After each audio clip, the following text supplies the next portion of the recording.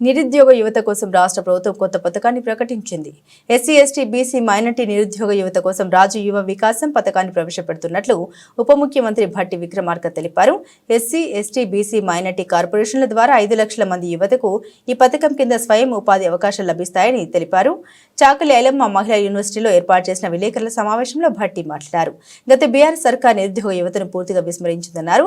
కార్పొరేషన్లకు నిధులు ఇవ్వకుండా నిర్లక్ష్యం చేసిందని ఆరోపించారు. కాంగ్రెస్ ప్రభుత్వం రాగానే యువతకు స్వయం ఉపాధి పథకాలను అందించాలని సీఎం రేవంత్ రెడ్డి నిర్ణయం తీసుకున్నారన్నారు.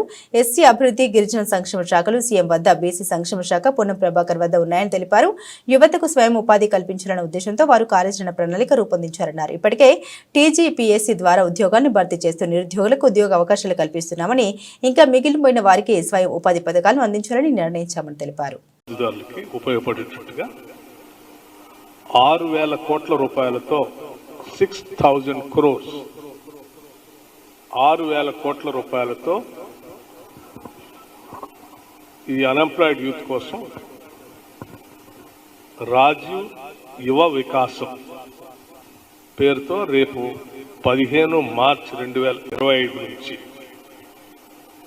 15 మార్చి 2025 నుంచి ఈ కార్పొరేషన్స్ అప్లికేషన్స్ ఇన్వైట్ చేస్తా ఉన్నారు. Notification state level on 15th March 2025.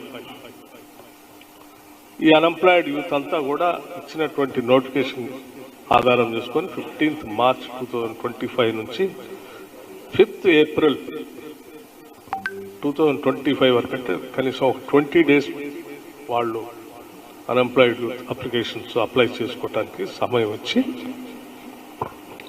Selection of బెనిఫిషరీస్ని 6th April 2025 నుండి 31st May 2025 కల్లా కంప్లీట్ చేస్తారు. దానికంటే